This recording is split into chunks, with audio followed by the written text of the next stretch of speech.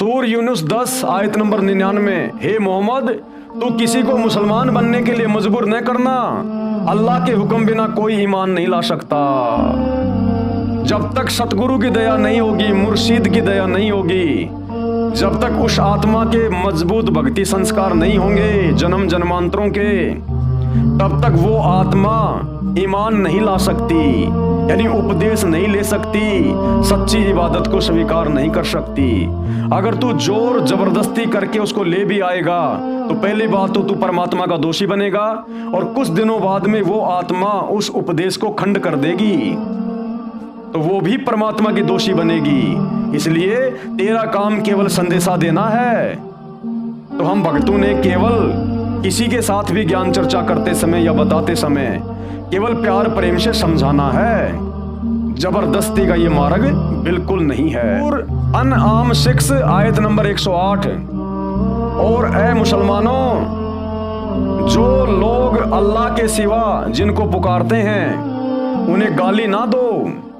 कहीं ऐसा ना हो कि वे शिरक यानी बहुदेववादी से आगे बढ़कर अज्ञान के कारण अल्लाह को गालियां देने लग जाएं, महापाप के भागी हो जाएं, ये भी कभी अल्लाह की ओर मुड़ेंगे। 2028 का समय बहुत नजदीक है।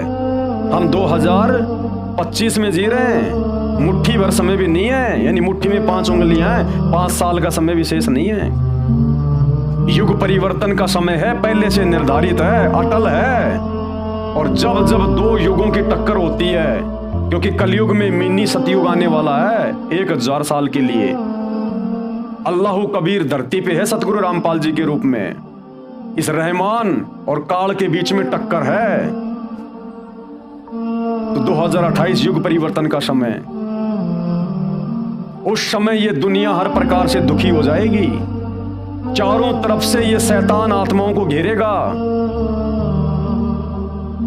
किसी भी प्रकार से प्राकृतिक आपदाएं आएंगी, बाढ़ आएगा, भूकंप आएंगे, अतिवृष्टि होगी, कहीं ओलावृष्टि होगी, फसल बर्बाद नष्ट, भुखमरी आएगी, दाने दाने को लोग तरसेंगे। कहीं युद्ध हो रहा है, कहीं गृह युद्ध हो रहा है, कहीं विश्व युद्ध हो रहा है, कहीं वायरस आ रहे हैं, कहीं बाढ़ और भूकंप आ रहे हैं। और उस समय ये लोग जो आज मान नहीं रहे, इतने प्रमाण देने के बाद भी नहीं समझ रहे, सच्चे खुदा सतगुरु रामपाल जी की शरण में नहीं आ रहे, उस शैतान की साधना को नहीं छोड़ रहे, नहीं त्याग रहे, परंपराओं से बाहर नहीं निकल पा रहे, उस समय इनको उन आपत्तियों से गुजरना पड़ेगा, उस आजाब से गुजरना पड़ेगा सहपरिवार।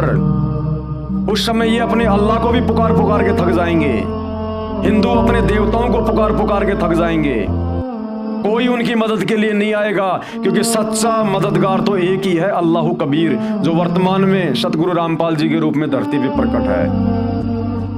तो जब इस आत्मा के ऊपर, इस इंसान के ऊपर जब मौत मंडराएगी, कहीं भी अपनी जीवन रक्षा का सहारा नजर नहीं आएगा, तो अंत में थक हार के इधर ही आएगा, इधर ही दौड़ेगा तेरे अल्लाह की तरफ, तेरे परवरदिगार की तरफ, सच्चे मुर्शिद सतगुरु रामपाल जी की तरफ है।